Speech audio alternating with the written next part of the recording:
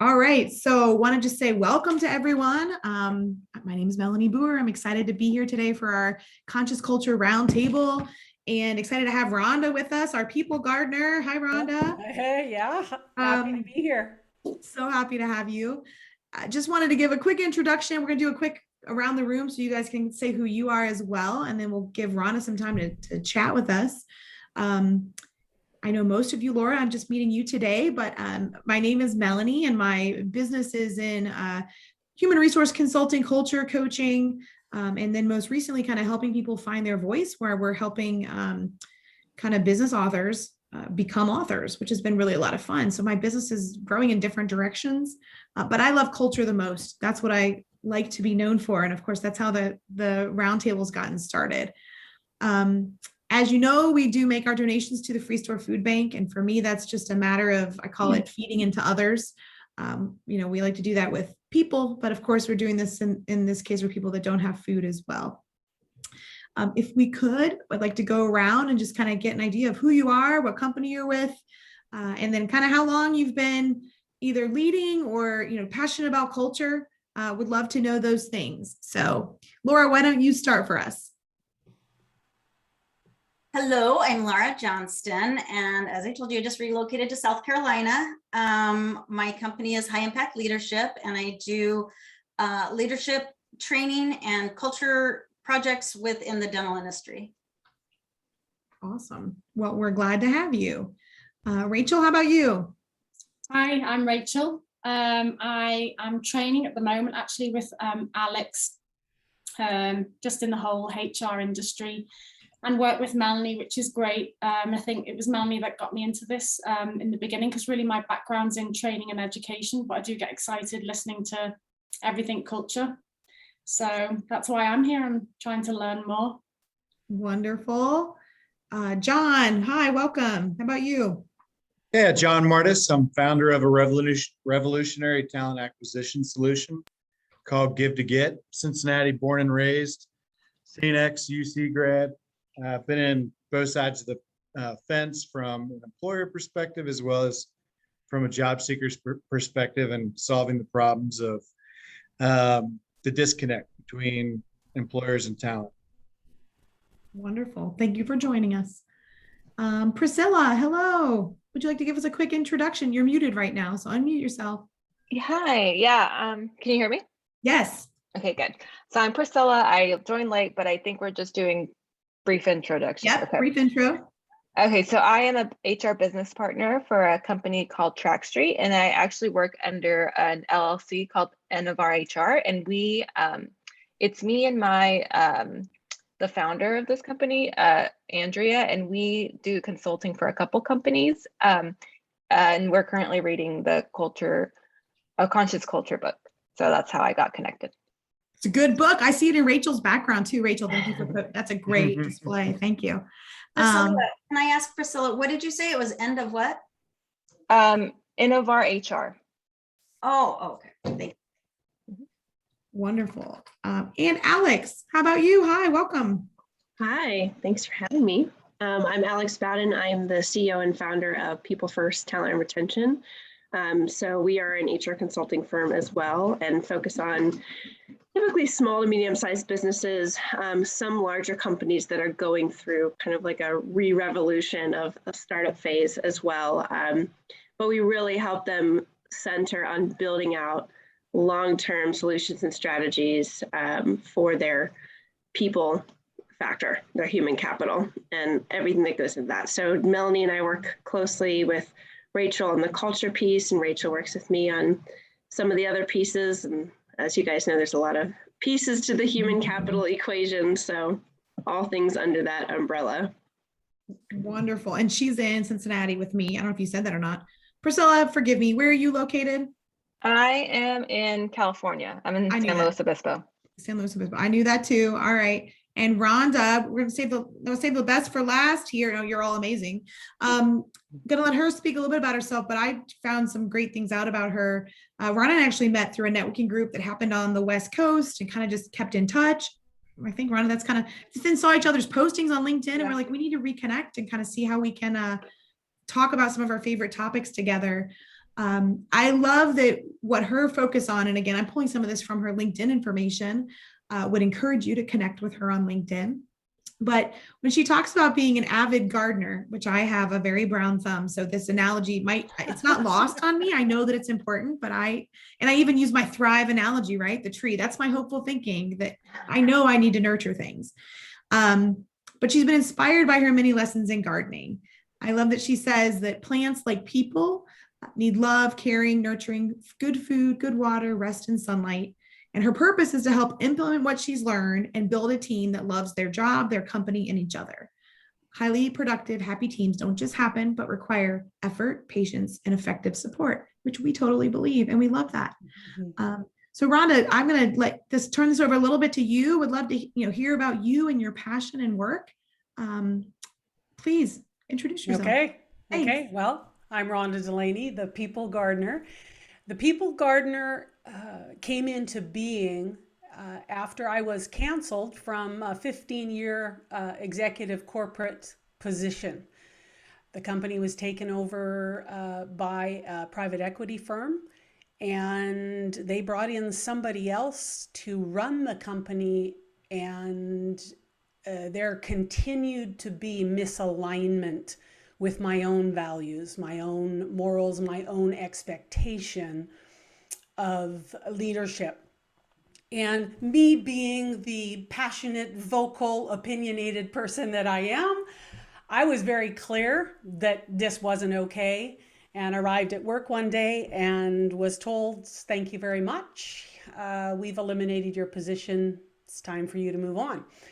So I was 58 at the time. I'm 62 now. And it was probably about 3 months. It was like, oh, this is kind of cool. Okay. Get up and have my coffee, and I go out to the garden, play with my grandkids and whatnot. But I knew that I needed to continue doing something. And I tease people that I've been a leader since kindergarten. Back when I was young, I thought leadership was just telling people what to do, and I was really good at that. But I have since discovered that it's a little bit more than that, Rhonda. It's not just telling people what to do. It's helping people understand what they're good at, and then encouraging them to do the things that will make them the best at what they do. And as Melanie has already said, I'm an avid gardener, and there were a few tenets of gardening that became really, really clear to me in those 15 years of corporate as I grew teams of people.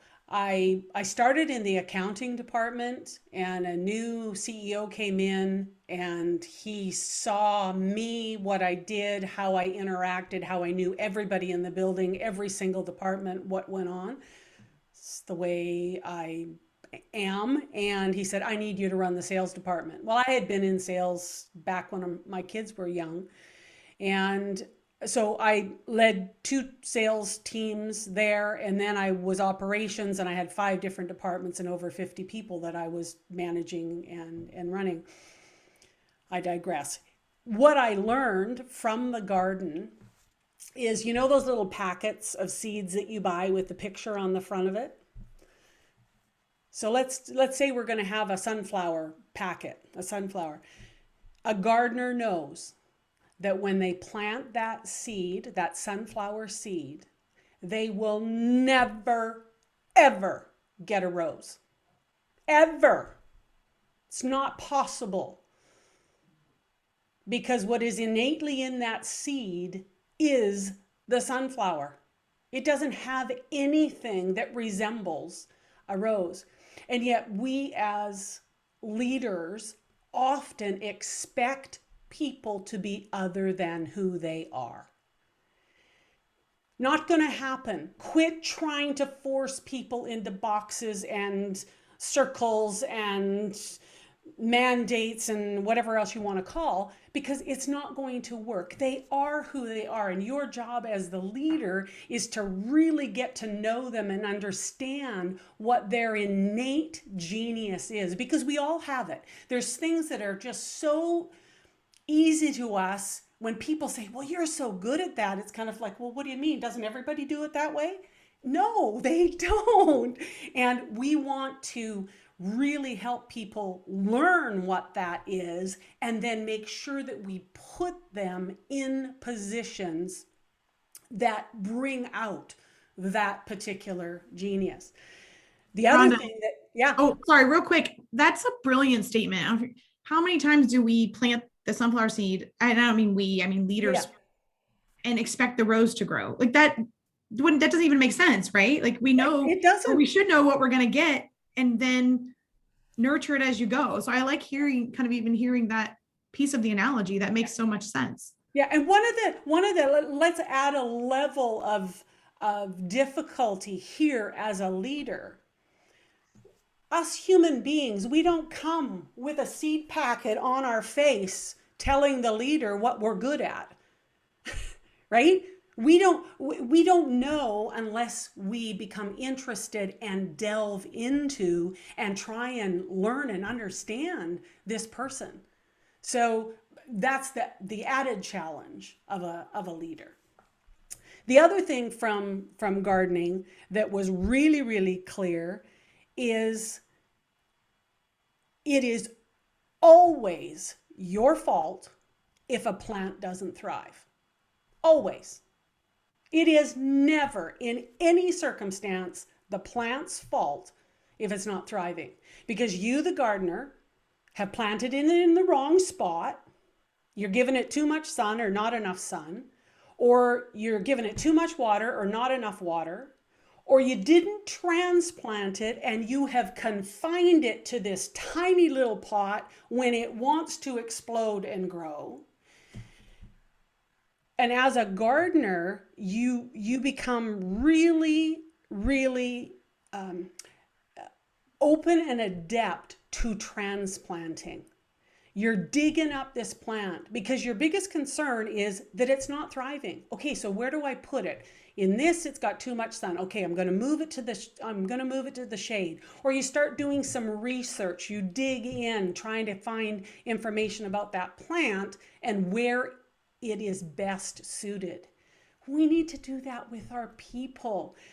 You need to be okay with somebody that's not, let's say, engaged, somebody that's not happy, somebody that's not performing well. They might be late on their assignments, or they might be just half-assing them and they're not really into it. Stop blaming them for that for a minute and just say, wait a sec. Is this really the best place for this person? And I know many, many leaders, they get hung up, well, no, this is my person. They're in my department. They need to stay in my department. But it could be that the best place for them is in a different department. It could be the best place for them is exiting out the building. And if you come at it trying to figure out what is best for them by going back and forth with them in communication, watching how they interact with other people, watching how they interact with other departments, you get a better understanding of how to help them and how to ensure that they're actually planted in the right spot so that they're getting what they need in order to thrive. So that's how the people gardener came into being. And my focus and my heart is with the new leader. So it's somebody that has been moved into a leadership role inside a company, or it could be a business owner who now has 3 or 4 or 5 or 10 employees, and they're tearing their hair out because they have no clue how to lead. In fact, a lot of them don't even want to. Like, they don't even like people. They really just started this because they were technically good at something and they were tired of their boss making all the money, and they decided, well, no, I can do this. And they start this company and then they are completely lost. Those are who I serve, and that's my heart. And I think it goes back to I'm sure you've all experienced this at the bank when you see that little notice that says teller in training, or at the grocery store, cashier in training.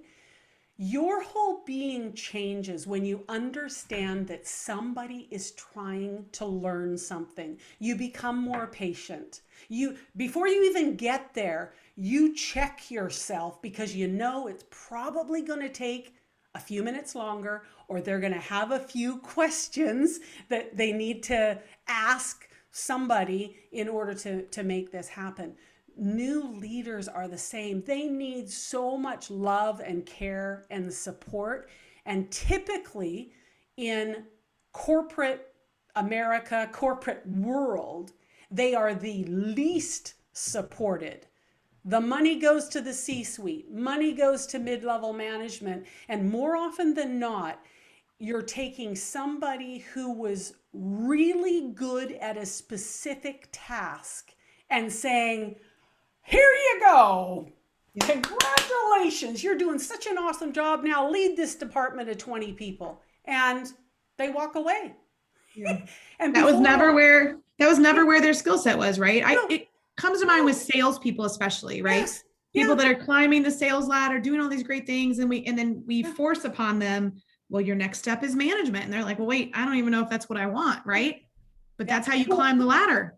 Yeah, and the sad part is those people excelled at their task, at their position, because they were engaged and enjoying and having fun doing what they were doing. And Yeah. then you move them over here to manage people, and before long they hate their job, they hate their boss, their life is miserable, they go home mad, their family life is affected, their whole world is affected in a negative way, because you as the leader, if in fact you did this, were only focused on yourself because you moved them there because you needed somebody to look after that. You didn't have the bandwidth for it. So often they get so messed up. So that's why my focus and my company statement, or actually why I do what I do, it's because everyone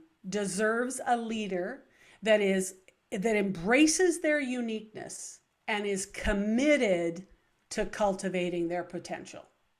It's all about them. Always has been, always will be. Yeah. So give us a little idea more, like, how do you then go in and help nurture leaders and help them to thrive? What is it you do for organizations when you're meeting with them? I mean, is this a coaching model? Tell us more about it. Yeah. I have a course. It's called Leaders Grow First. And my whole, the pillars are be interested, care, support, nurture, and recognize. My focus is on understanding that you're leading human beings. You're not leading people that do tasks. You're not leading robots. You're leading human beings. And you talked earlier in our conversations about being seen, being heard, being appreciated, knowing that they matter. One of the challenges of new leaders is they're nervous. They have a tendency to get overwhelmed because there's many things that are new to them. And they get hyper focused on those stupid KPIs and the stupid ROIs and the numbers and the bean counters and all that other stuff. And they forget that they're leading human beings. They're not leading spreadsheets. They're not. And if they spent time and energy really working with each person and knowing exactly who they are and what they need and where they should be, those people will perform beyond what they could imagine. The KPIs and the ROIs and all of that stuff will look after itself if your people are actually engaged and happy at what they're doing. You want people coming to work excited to come because they're actually working in a job with tasks that are light to them. It's not a drudgery. And you know what? There's some people, they love repetition. Mhm. Other people, it's like, kill me. I can't stand doing the same thing every day. And then you've got people that want to be in the middle of the room and be really vocal. And then you've got other people that want to be in an office with the closed door and they only want to talk to people maybe twice a day.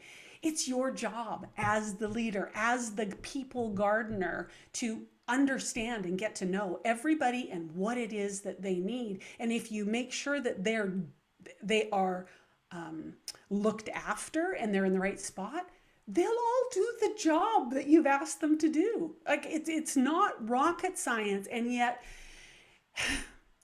I was just reading a statistic that just came out from Gallup. 36% of the people who have just quit their job in the first, I don't know if it's 6 months of this year, didn't even have another job to go to.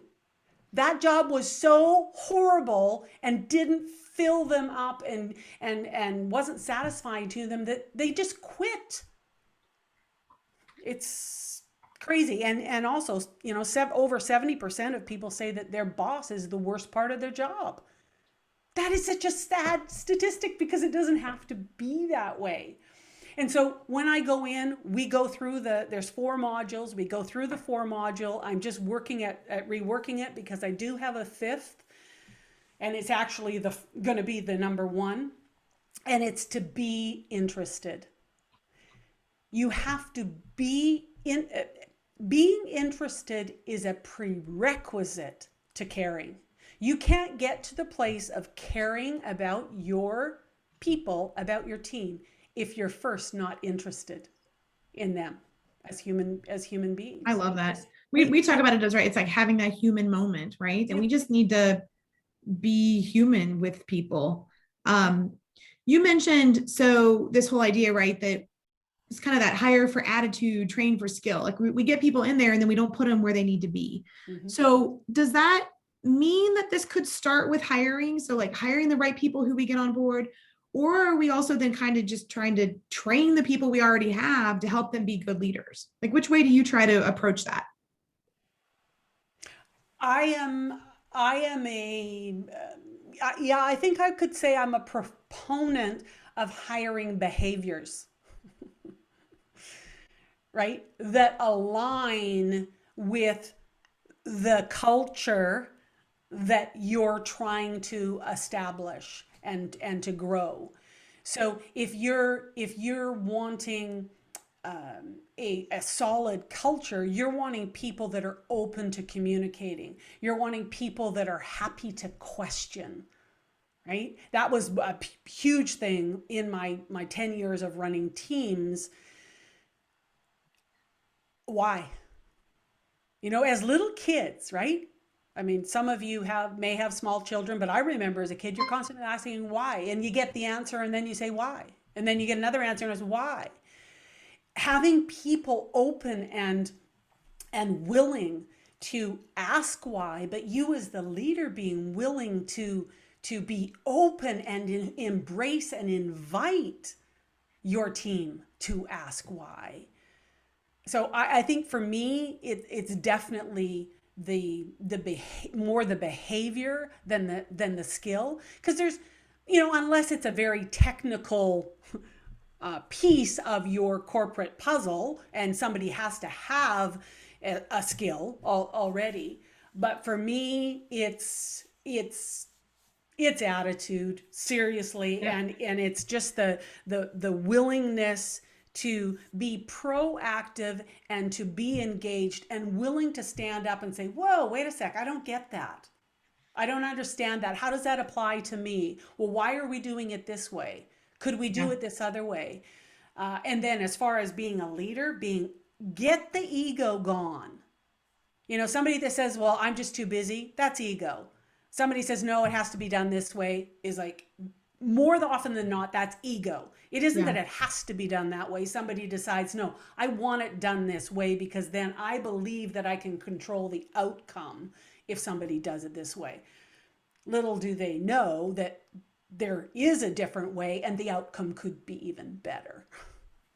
I couldn't have paid you to say it any better when you said, right, we hire behaviors. And then you said that align with the culture that you're trying to establish. Like that's really what we want. We want people that, you know, where we sometimes then find that gap though, right? Is people haven't ever defined the kind of culture that they want. They haven't stopped in, and again, I'm getting a little bit into like the cards for culture mentality here, which is stop and define what it is you want and then get those people on board, right? Which is what you're saying. And then help for the company to be successful. We have to repeat that. It's got to be replicated over and over and over, playing to their strengths. So yeah, one of the things with this be interested, I really got a bee in my bonnet on it earlier this year when I thought about it, and I do believe that it is a prerequisite in order to really get in there and build a solid team.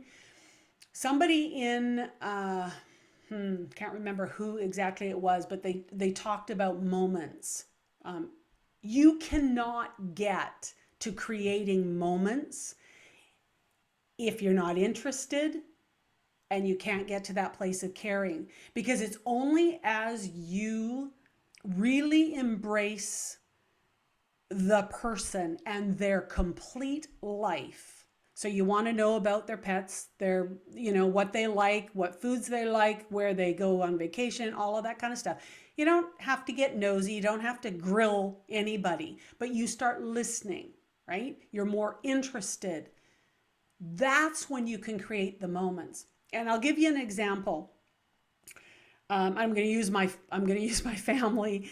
Every January, February, I get gobs of seed catalogs, and I wipe everything off this big table, and I put my seed catalogs down, and I sit and I go through them trying to decide, okay, what am I going to grow this year? And daughters, they check in and they want to know, okay, so have you made any decisions yet? Hubby kind of rolls his eyes, but he loves me to death, and he's happy for me to be happy, you know, buying seeds and plants. And I go, yeah, I'm kind of getting to it. Well, 2 years ago, I made this decision. I was going to do the whole West Bank in Stella d'Oro daylilies. They're these happy yellow flowers that come out every day. And that's where you drive up to our driveway. And it was like, wow, what a happy face for the entrance to our driveway. So, okay, I made this decision.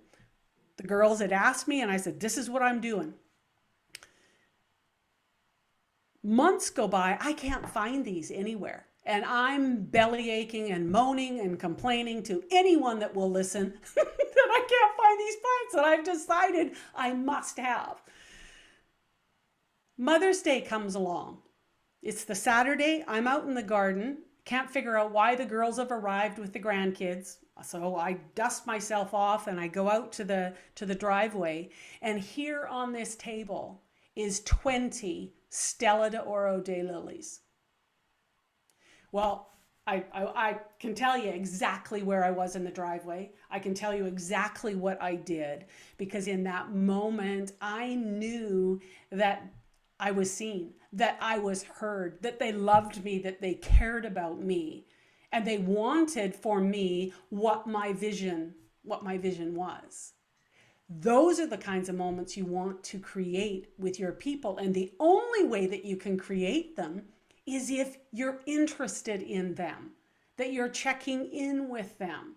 It's not that you have to create these moments every single day, but you have to have the information inside your head and inside your heart in order that when the opportunity presents itself, you actually can create this moment. And it's those moments that make people want to come to work. It's those moments that make them go home and share with their family how much they love you, how much they love the company, and they actually have a happy, joyful dinner and evening. Mm-hmm.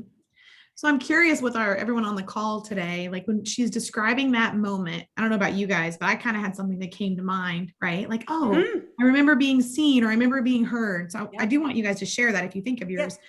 Mine was I'd love to hear moments, because it's those moments that make up your life, your memories, right? Yeah. You can remember because it really affected your heart. Yes. And sometimes it's something small, but then it's really meaningful to you, right? So example, I had started at a new employer and I had found out that I was a celiac, so I couldn't have wheat. And I always feel a huge sense of being left out, right? Like everyone can go to lunch or have this, or you get cookies at the office. I can't eat any of that stuff, right? But I've had, and actually, two times this has happened. Once, Kathleen joined us. Hi, Kathleen. I see you've joined us, but we don't see your face there.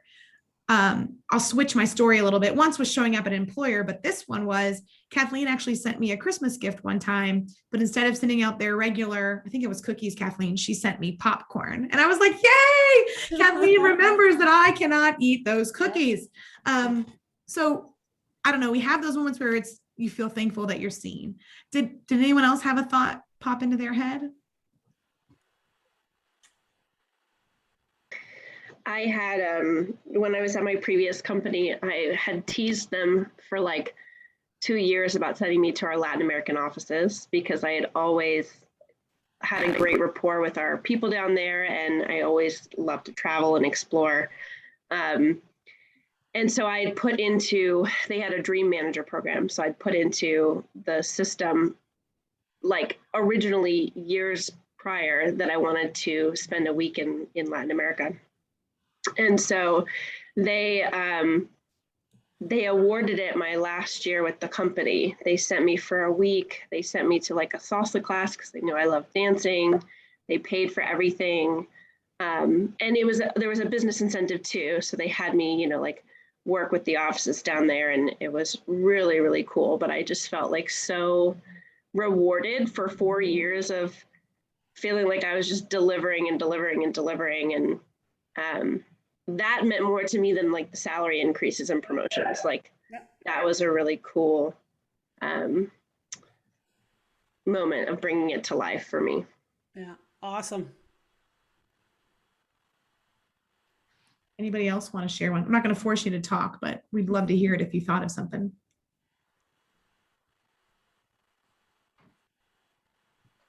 All right. Wait, I got this from my manager once. That is cute. It's a hand painted little canvas of my dog, and I had recently got him, and whenever I got it, I had posted a photo of him, and so she had taken that and made that from him. Oh, that's sweet. What's his name? Really personal. His name's Leo. Yeah, Leo? it's super. Yeah, Leo. See, that's an attentive boss that knew that you loved your dog and got you a custom made photo. That's pretty neat. And you know what the neat thing about that is that you were able to identify that she took the time to actually get something that was on a social site and move it somewhere else in order for this to be created for you. It's the purposeful intent so often behind the creation of the moment that speaks more than actually the moment itself, because you know that somebody went to time and effort in order to make it happen. Something that I did regularly, and it wasn't in-person moments, but it was through text. You all have conversations with people in your life, and as you're leading people, you're putting in your brain, in your drawer, information about them, about what's going on. And I would regularly snap photos of things that people actually had made a comment on in passing that they were looking for. I can remember one of the gals in the art department, she was looking for a specific camera. I happened to be in Best Buy. I thought this was the one that she said. It was on sale. So I snapped a picture of it. I sent her a text. I said, hey, is this the one that you were looking for? Right? Another time, it could be something else. But just even that little thing, you're not actually human to human, face to face. It's just like, oh, wow. Wow, she remembered that I said that. And anytime you can create moments very, very easily when you have conversation with somebody and there has been an event in their life, this happened more often. It was their personal life. It wasn't their work life, but an event happened that impacted them, and you'd had this conversation. When you come back to them a week later, 2 weeks later, and check in, so how did it go, or how is it going? Are they healing? I mean, who knows what it is? That speaks volumes, because you haven't forgotten their pain. You haven't forgotten their heartache. You haven't forgotten what actually had affected them. Because oftentimes those types of scenarios do affect their work, and it's okay that it affects their work. Let's have a conversation about it. But they so appreciate you checking back in with them. Melanie, Yes. can I share, this was something that was, that I learned from an employer that I had, and I've adopted it into our company culture. But I think one-on-ones they're absolute musts. They should be a requirement that it's such an important way to connect. But one of the things that we do is when we're setting goals, we always ask them what personal goals they're working on, and 1 or 2 usually is sufficient. But it gives you an opportunity to touch back with them in kind of an intimate way, right? Because it's their goal. It has nothing to do with your company, but it gives you a chance to talk to them about something other than their job. And that's when, like what Rhonda was saying, it gives you opportunities, those little conversations that you have. They don't have to be super long. How's that personal goal? Like my employee, she's working on a couple of things that I touched base with her today. And then, like you said, Rhonda, then it gives you an opportunity to check back with them, even outside of a one-on-one, right? Like, so it's like, oh, whatever her goal is, you have that moment in the grocery store where you're like, oh, this is a part of your goal. You should try this, So that's a really great example. I love that. You said even like get you out talking about the personal, and it makes it so much more intimate human moment. The company that I'm filling in for right now, from a leave of absence perspective, they do a great job with culture. And so it's an honor to be there. They start every meeting by they talk about their vision and values. So their value of the week, or their principle of the week, they call it. But they also do that where they ask that personal thing. Like they say, tell me some good news. What's your good news? And they have a lot of these meetings, and it's like, oh my gosh, sometimes I get there, I'm like, what is my good news? And then it also just switches your mindset, right? Like I need to have something good to talk about when I get here to this meeting. It's so true, because I've been working with a company in Seattle. I think I now have coached 5 of their new managers, and every call, the first thing I say, okay, give me a win. And the first few sessions, they're tearing their hair out, trying to figure out. And I'm just quiet. I said, I know you've had some, so I'm just going to wait for you to, bring them up. And it is usually about the 3rd session, 4th session, they're actually ready. And it's shifting their focus to look for the wins rather than to look for the problems, to look for the challenges, or to be overwhelmed by the challenges. We all have wins. Unfortunately, society has convinced us that they have to be big in order to be a win. A win might be getting out of bed with somebody with fibromyalgia, right? That could be a phenomenal win for them. And they actually got into the office. Another win could be somebody getting there on time when they've had so much problem during this past year with homeschooling. I mean, just all of the stuff that happened. We as leaders don't get to define what is the win. We need to be open for them to tell us what is a win for them today. What does it look like? And then we need to applaud it. We need to recognize it. Let's play on your recognize. So it sounds like some of those things were maybe how we're supporting people, like you mentioned, not forgetting about their heartache, talking about their personal goals. What are some ways, because you mentioned one of your 5 areas, you mentioned recognizing. So tell me what that means in your world, because I feel like sometimes with my HR hat on, I might describe it a little bit differently, but I want to hear what you talk about. Recognition to me is a personal acknowledgement of somebody meeting either a company goal, it could be a personal goal, an expectation, an agreement. Beyond that is, as a leader, again, knowing your people, being interested in what makes them tick, and making sure that you're recognizing them in a way that speaks to them. Perfect example, most salespeople, they're happy to be in the middle of the room and for you to shout it from the rooftops that they met a goal. That, you know, this is the top. That's their personality. That's their being. That's who they are. And that's beautiful. They're in the right spot. And then you have somebody potentially, and I am absolutely generalizing here and also, what's the word? Stereotyping. You have the accountant who prefers to be in a closed door, in a quiet, tends to be more of an introvert than an extrovert. If you shouted from the rooftops, specifically something that they had done and done well, they would crawl under the desk. So you don't get to decide how you want to recognize.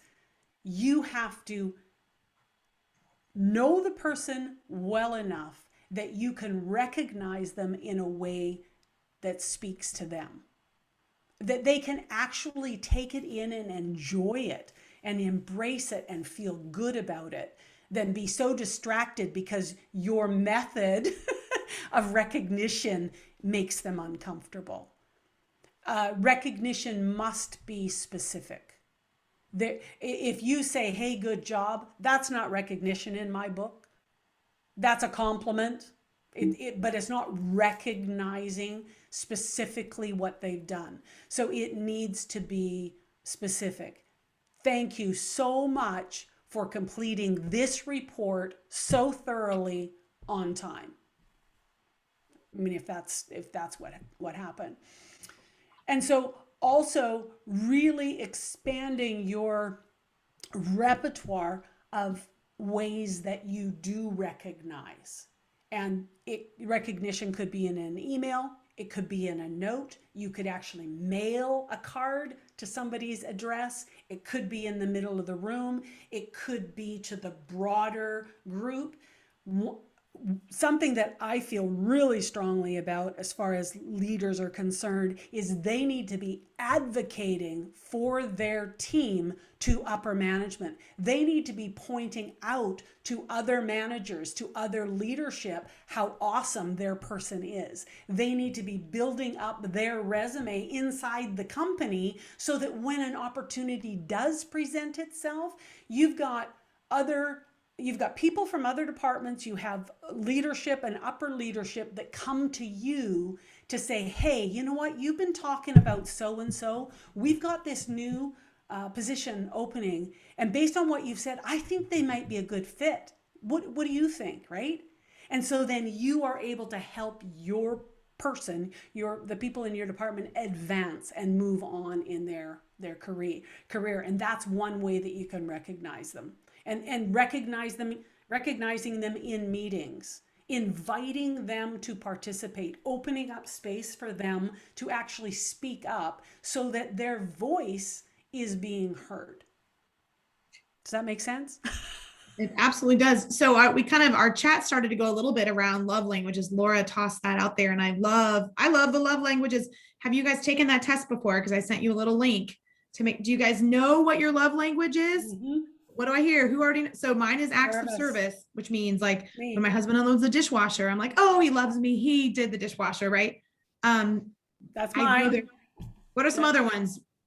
Mine's I can't remember what it was called, but is it like quality conversation or something? Quality Words time. of affirmation. That means like quality conversation, like conversation. Okay. I can't remember what it's called. Quality time, maybe, Rachel, is that what it was called? No, something to do with having discussion. Yeah, quality. I'll have to look it up.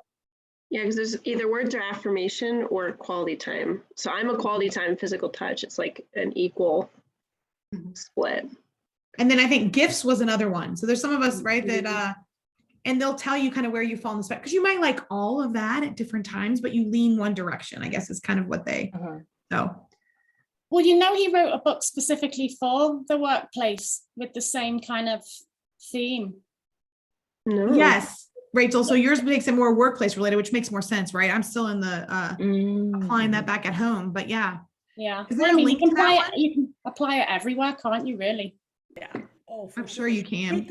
It goes back to, I keep going back to, sorry, I sound like a broken record, is being interested, right? If you're interested in really understanding and getting to know someone, you are going to, over time, have their preferences revealed to you. And you then are going to be able to support them in a way that aligns best with them. Rhonda, can I ask you a question? Can I jump in? Yeah. I was just wondering how you deal with a leader. I've had a particular one I'm thinking of who really was not very interested, did not like small talk, and it very much was his personality. You know, he was great clinician, great at what he did, and his team wasn't really big enough to have, you know, someone to take that role necessarily, and he was really terrible with it. How do you help somebody to gain that skill where they actually can, even if they're not interested, fake it till you make it, I guess? There's no question being interested is a choice. And I would say right from the get-go, I don't know this person, huge challenge on their hands to connect with any of their people and for his people to actually be happy in their job. I have to admit, I am how do I get from point A to point B the fastest? I'm not a small talker either, but that doesn't mean that you can't be interested. And you don't, how do I say this?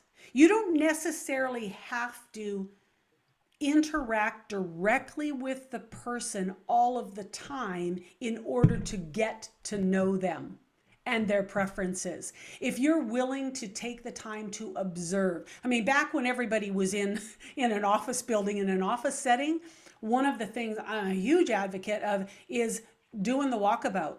I spent more time away from my desk than at my desk because I was interacting with people at their desk.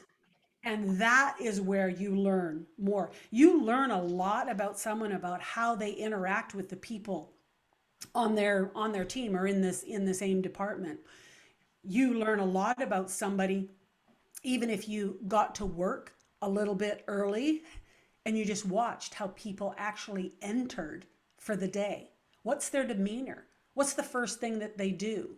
Do they go to the lunchroom? Do they put their jacket down? Do they put everything at their desk? Are they really controlled and they have it doesn't matter what day of the week they come in, they do exactly the same thing every single time that they come in, learning their habits.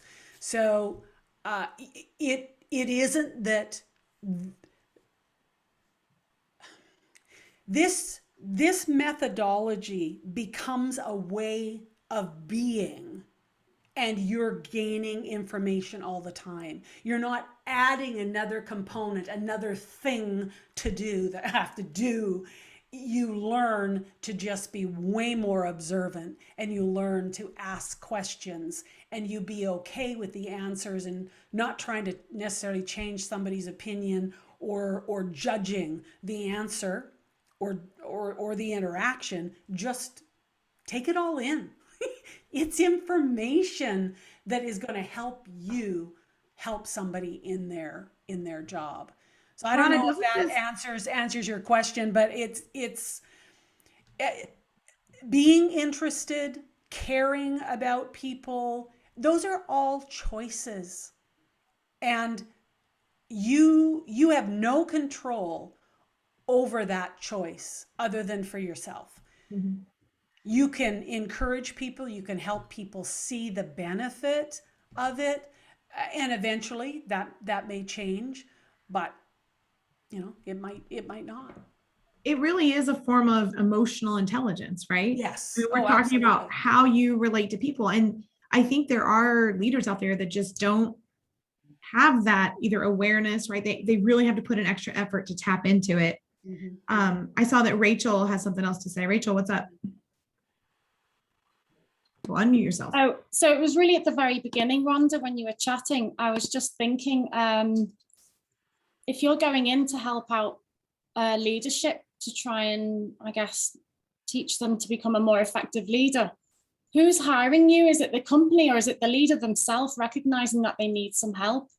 I've had both. Typically, it's the company. Yeah. Yeah. That's just interesting. Yeah.